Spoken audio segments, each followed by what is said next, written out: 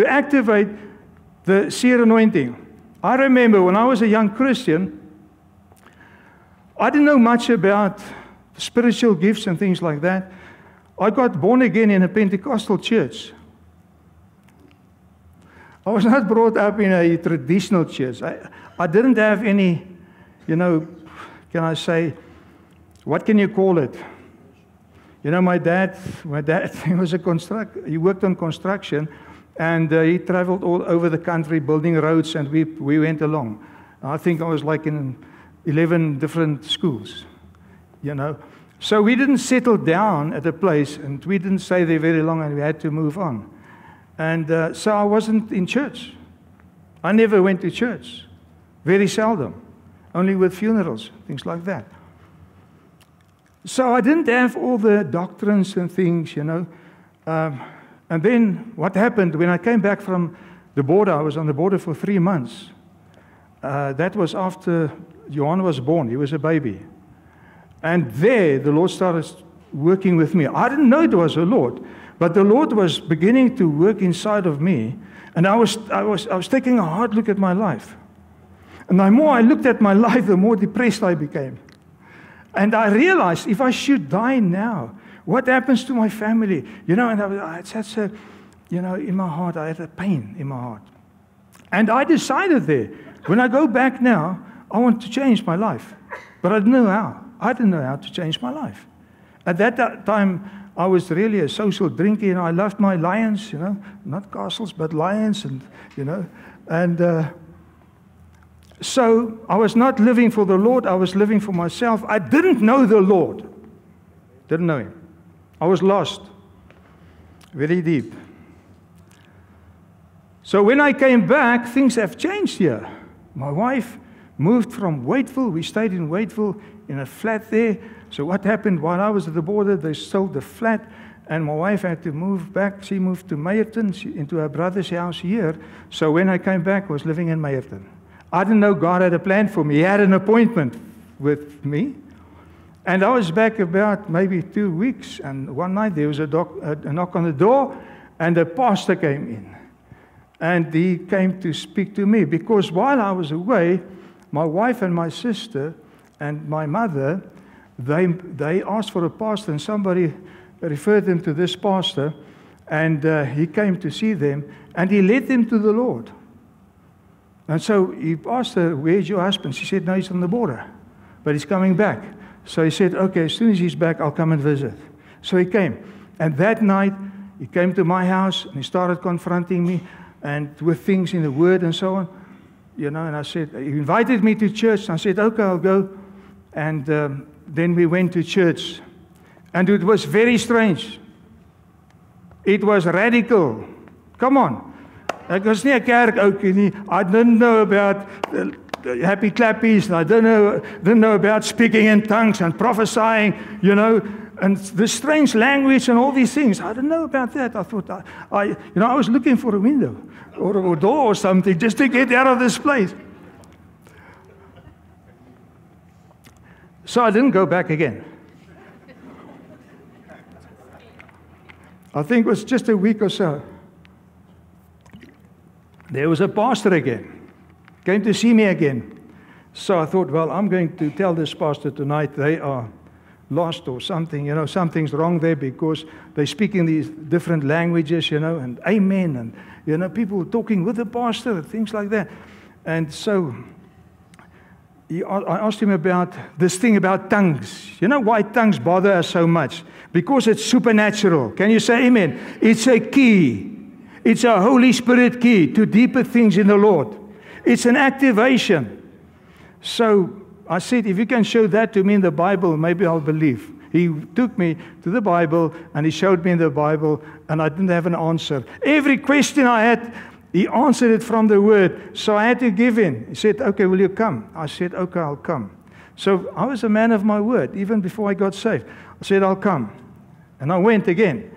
And so it went on, and I stayed, and the Lord started working with me. And one night, just one night, something happened. One Sunday night, there was a powerful word from Him. And I felt so convicted by the Holy Spirit. You know, I couldn't wait for the people to be invited to come forward for the altar call. And I went out, and I think, yeah, you went out with me again. And what happened that night? Jesus came into my life. Can you say amen? That night, my life began. My new life in Christ. I didn't know much about it. I didn't understand much about it.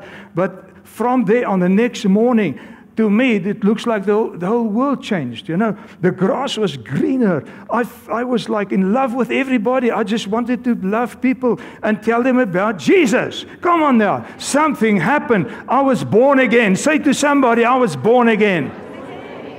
I received that first love. And from that moment, you couldn't keep me away from church. I wanted to go there. I was the first guy there. I was at the midweek meetings, everything. If there was a conference somewhere, I was there. I was thirsty for the Lord. But I was not baptized in the Holy Spirit yet. And the Lord so planned it that where I worked, the place that I worked, there was a guy there from Rhema. He was a student at the school of Rhema, the Bible school. And so when he saw that I got born again, he started making me a disciple. He would sit with me, give me little booklets and things like that, and so on, teaching me on faith, teaching me on the baptism in the Holy Spirit. And then one day at work, just before we went, he said, "Come here. I'm going to pray for you now for the baptism in the Holy Spirit. Are you ready?" I said, "Yeah, I'm ready." You know, I read all these little books. And he laid hands on me, and he started praying for me. And as he started praying, I saw like a flash. You know, a flash. You know, if you see a flash of lightning, it was like a flash. And the next moment, I started speaking in tongues. I don't know what happened to me. It was like a hubbly bubbly coming out of here. It was just, you know, it was just flowing like a river out of me. And something happened. You see, something was activated in me. And from there on, during the services, during worship, or when I prayed at home, I would begin to see pictures of things. I didn't realize at first it was the Holy Spirit showing me some pictures, and I had to ask him, what is this? What are you saying to me? I didn't know. You know, I thought I just pushed it aside. I thought it was my own imagination. And one day what happened, I saw the pastor in a vision. I saw him standing preaching in front. And the next moment, I saw like two figures came in from the back of the church. They're going right up. I couldn't make them out, but two figures coming. And they came right to the pastor, one on the left, one on the right-hand side. And they took the pastor by his hands. And he went like this. And they lifted him up. And they walked with him right out of the church. For what? What's this, you know? And I went to see the pastor. I said, "Pastor, I have to tell you this. I don't know what it means." And I told him. And he said, "You know what? That's the Holy Spirit. He showed you something that's coming." He knew that he was going to leave the church. He was going to go to another place. I didn't know that, but God showed it to me. And that is how the seer anointing begins to work in our lives. God will show us things. So, what is the difference between impartation and activation? Who knows there's a difference? Hallo? Is julle nog hier vanmôre? Is my Engels okay? What is the difference between impartation and activation? Okay? Impartation is a foretaste. Say foretaste. It's like a deposit. God imparts something into us. Right? But it's an impartation. It's an endowment from the Holy Spirit. But it's not the full thing. It's not the fullness. Can you say amen? It is His calling starts like that in our lives. It's an impartation. It's not the fullness. It's the beginning. Say the beginning. Amen. Do you get that? It's a foretaste. You taste something. But it's not the fullness. But that taste that you get is enough to draw you. It's enough to inspire you. It's enough to, you want more of that. You want more of that. It's the goodness of God. It's a deposit that God is giving. And in that impartation, the fullness is there, but it's not activated. Activation is when that impartation has grown to its fullness. And then God activates us when He's ready, and we are ready for what God wants to do in our lives. A good example in the Bible is when Elijah was told by God to go and anoint Elisha as the prophet in his place. So Elijah went and he found Elisha where he was busy plowing. You all know the story. Okay, I know you read your Bible, so you know the story. So what Elijah did, he took his mantle and he went and he put it on Elisha. And what happened there? An impartation came. Because Elijah was anointed. You know, he was anointed. And his mantle carried the anointing. The mantle speaks of anointing. So that impartation that Elijah received, that moment, he had to react on that. And Elijah said to him, you must follow me. And what happened? The story, to make the story short, Elijah chopped up all the wood and so on, and he made a big braai, sacrifice and things like that. And then he went to greet his parents, and he came after Elijah. He had to follow him. So there was an impartation there, but not an activation. Now he's going to be trained by the prophet to become a prophet. Can you say amen? He had to grow into the mantle. God gave him the calling. God opened his eyes. He had the fullness, but it was imparted into his spirit. Say spirit. But it was not a reality in his life as yet. And he followed Elijah for 6 years. And after 6 years, the message came that Elijah was going home. So Elijah and the sons of the prophets and those prophets that were in training, together with Elijah, they went to the Jordan River. But those other prophets stayed behind at Jericho, and Elisha and Elijah went on. And what happened? They came to the Jordan River. What happened? Elijah took his mantle, he struck the Jordan River, it opened, and they went through. And then on the other side, the two of them were walking together, and all of a sudden, there was a chariot that came, and what happened just before that, Elijah said to him, what do you want from me? I said, I want a double portion. Elisha said, I want a double portion of your anointing. And Elijah said this thing, if you can see me when I'm taken away, you will have a double portion. So what happened? Next thing, here came the chariot and took Elijah away. And Elisha saw that. In other words, his eyes were open. And what happened? The mantle fell off on the ground, and Elisha went and he took the mantle, he rolled it up, he went to the Jordan River, and he also struck the Jordan River. He activated the prophetic in his life. That's what God has imparted to him. He came to that point where he activated. It was all under God's guidance. What happened? The river opened, and the prophet said, we can see the spirit of Elijah is upon Elisha now. Praise God. So that is how it happens. Now there's another place in the Bible, 2 Kings chapter 6, verse 17, where Elisha had a servant, a prophet in training. You know what prophet in training is?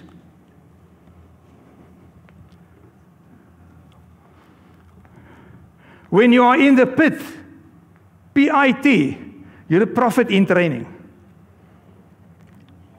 Most of the times.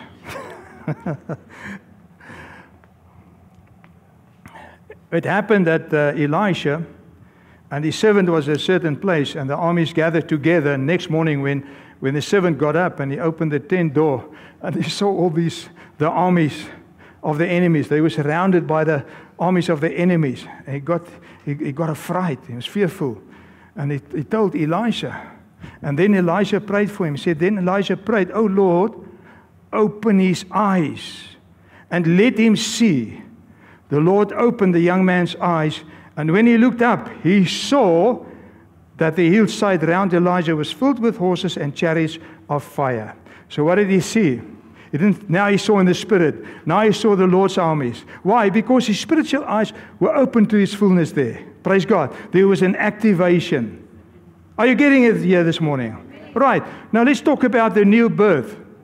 We all know about the new birth. What does it mean to be born again? It's an impartation of the Holy Spirit life and Holy Spirit light inside of our spirits. Come on now. When we accept Jesus as our Lord and Savior, there's an impartation of Holy Spirit life. We get born again in our spirits. The life, our spirits are, as far as God is concerned, our spirits are dead. Because before we get born again, our spirits are dark. There's darkness there. So what happens when we get born again? God imparts. When somebody preaches the gospel, there's an impartation of the good news. There's an impartation of life. There's an impartation of light.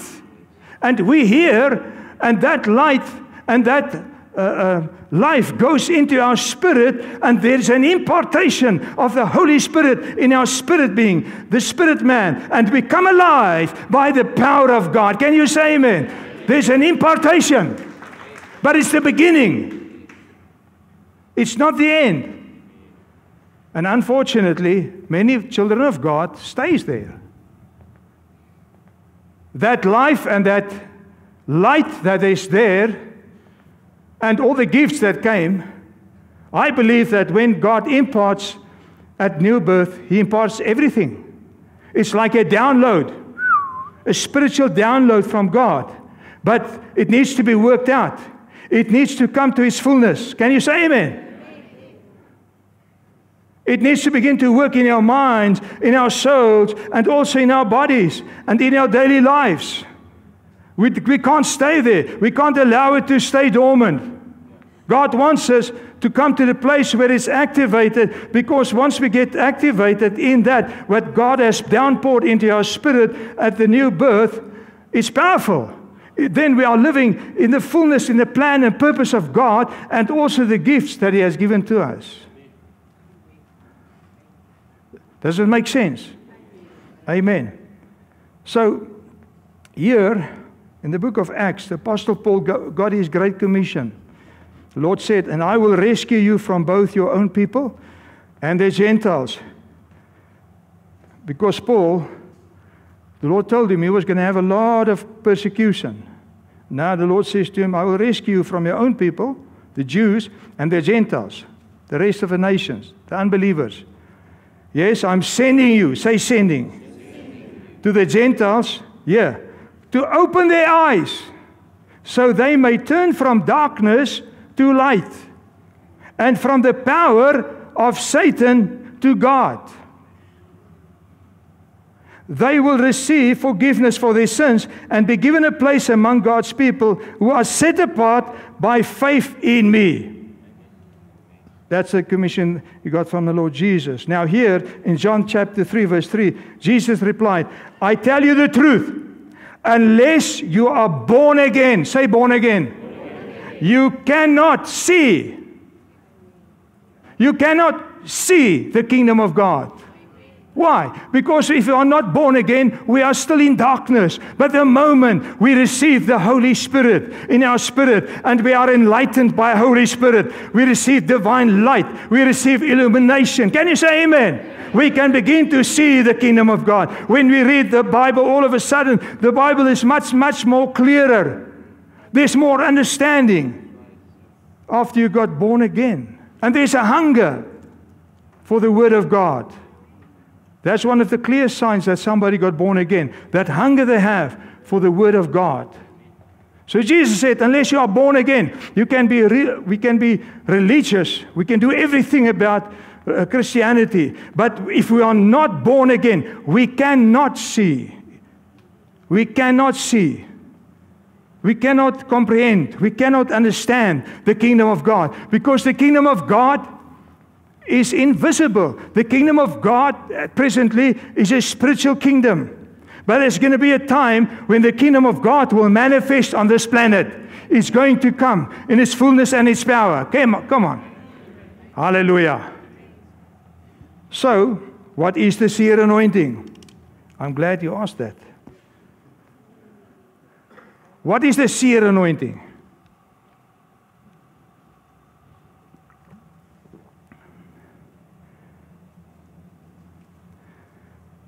It's the ability to see in the Spirit.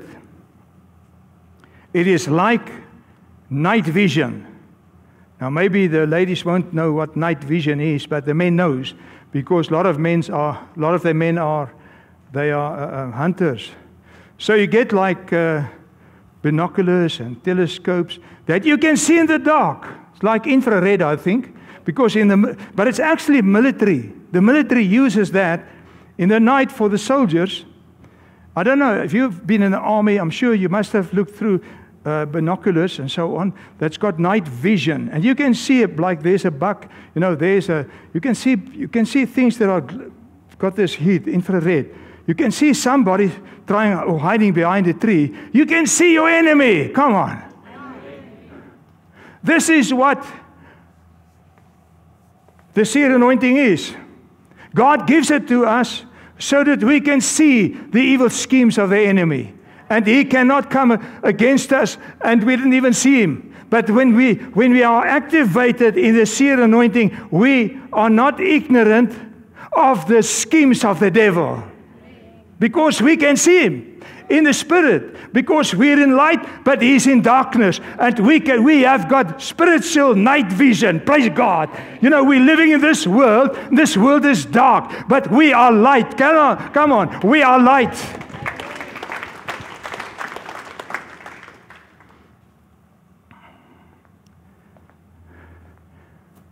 And I think it's becoming very important in the end times.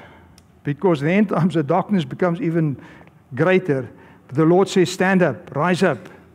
For the light of the Lord is coming upon you. Come on. The glory of the Lord is coming upon you. Because Jesus is the light of the nations. Amen. It's actually spiritual, say insight. It's more than knowledge. It's more than knowledge.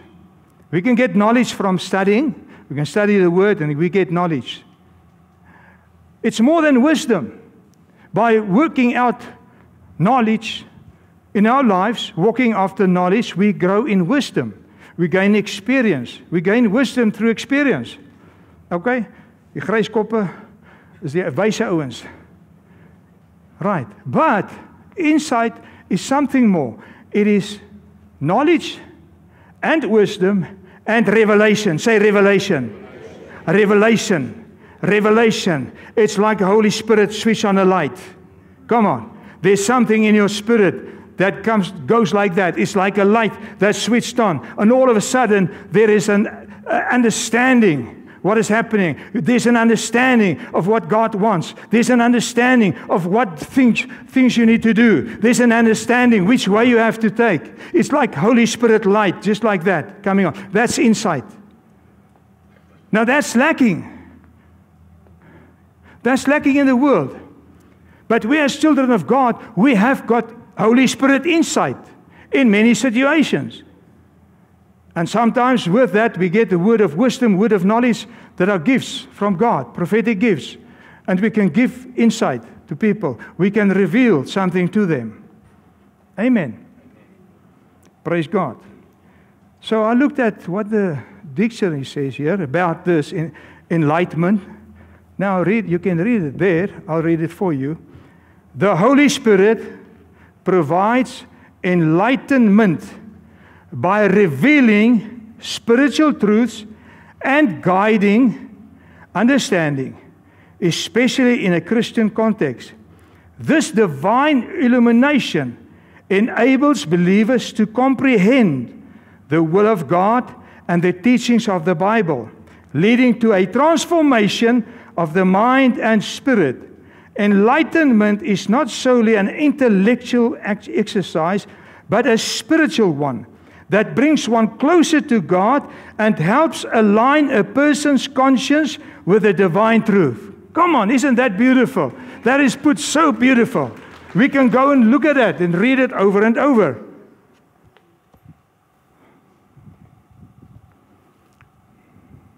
The Apostle Paul prayed for the the congregation of Ephesians, that their minds might be enlightened.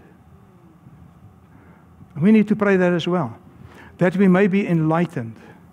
You know, one thing about the eagle that's so powerful, when that eagle, when he sits on the ground, he hasn't got much use of his eyes.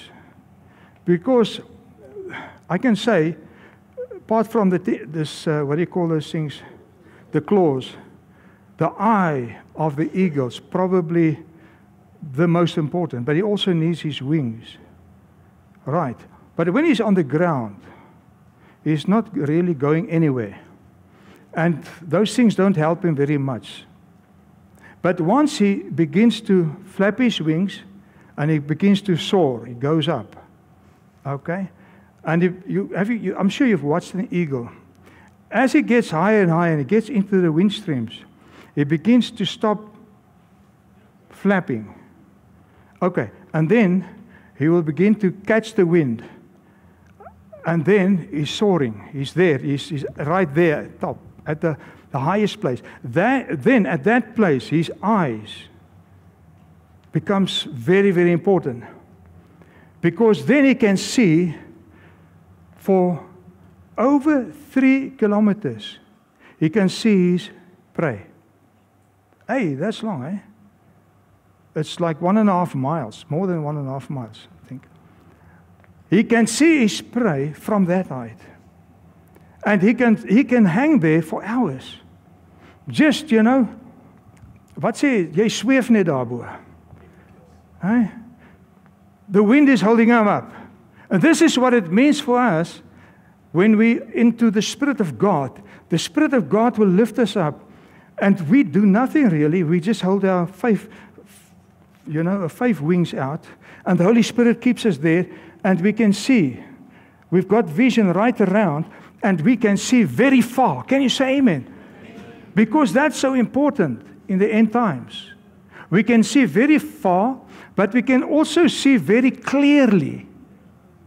We can see, that thing can see a mice for more than 1 kilometer. He can see a mice there. Clearly. He's not going to miss. If it's a fish eagle, he can see a fish in the water. You can see God's supply from there. You can see His provision from there. Come on. You can see His victory from there. Come on. But we need to be there. We need to soar to get into that place of the Spirit. And the Holy Spirit is very eager to bring us there. But we need to work together with Holy Spirit. In the beginning, it's effort to get that, He's got quite a big body, to get that body up.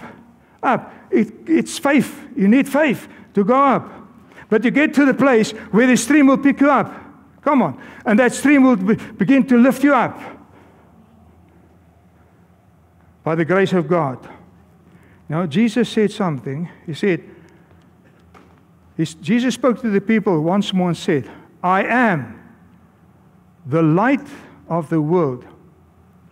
If you follow me, you won't have to walk in darkness, because you will have the light that leads to life.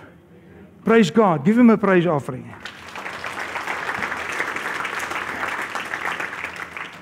So when is the seer anointing activated? Now, if you look at that young eagle there, he's still sitting in the nest. He's fully eagle. He's grown some feathers. He's already at that point where he's busy exercising his wings. Have you seen the eagle exercising his wings? When he's still in the nest, he would take like jumps and he would flap his wings. Jump and flap his wings. But he doesn't go out of the nest. He stays in the nest. Now when he's there in the nest, his eyes are fully developed. He can see just as far as a grown-up eagle. But he's limited by where he is. He's limited by the nest. He's limited by his surroundings. He cannot see because there are obscurities in front of him. He's not that high up. So his vision is limited. That's where we all begin. In the beginning, when your spiritual eyes go open at the near birth, you can see, but you can't see so clearly when you've been matured. Come on now. But because when you mature, you've developed this ability that Holy Spirit has given to you. You can discern more better. Can you say amen? You discern more and more. Now time comes when that little eagle has got the ability, and he knows, and his mother calls him, the dad as well. And he goes out. But it takes faith. He jumps out of the nest.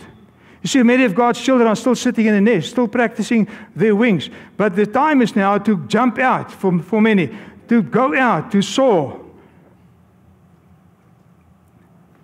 It's activated when we pray in the Spirit. We begin to soar. I want to emphasize that because some of us don't believe that.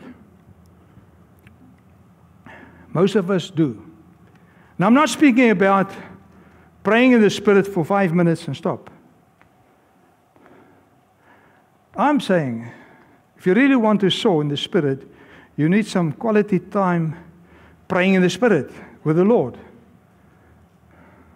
Going into your closet, going into your prayer room, closing your door, and taking your Bible and some music there with you, and going to sit in a chair or lay on your face, or you can kneel down, and you begin to pray in the Spirit.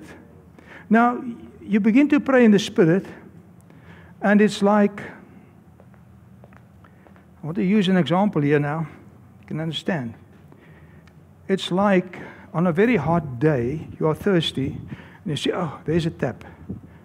And you go, and you open the tap, and you drink water. Okay, but what happens now? That tap was in the sun the whole day. The water is going to come out, is it going to be ice cold? No. Okay. But knowing what you know, I'm going to wait. So you've opened the tap, and now you're waiting. And all of a sudden, that water begins to come nice and cold, refreshing. You take both hands, you're very thirsty. And you go like this, you put the water all over you to cool yourself down. Now, this is what's happening with us when we pray in the Spirit. We pray 10 minutes in the Spirit. We haven't stepped into the flow. We haven't stepped into the refreshing. We haven't stepped into that can I say, the ability, the assistance, the help of the Holy Spirit yet. But if we know what's coming, we know there's a river. That river is inside of us. Because we've got a river, we've got fountains inside of us. And I keep on praying. When I sense the Spirit is coming, I can sense it. I jump up. And I begin to walk around. And I praise God. And I pray, and I push through. And I keep on praying. And all of a sudden, it's like something moves in the Spirit. It's like just something moves. There's a breakthrough. And then all of a sudden, you receive a mighty, mighty power and boldness in the Spirit. All of a sudden, you are picked up by the Spirit of God like that. And you are seated at the right-hand side of the Lord in Jesus.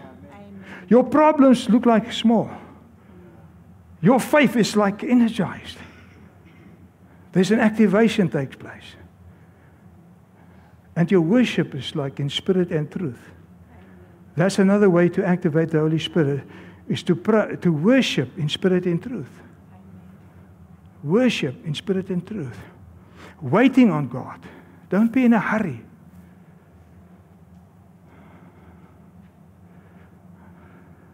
Kan ek dit weer sê in Afrikaans? Moenie haastig wees nie.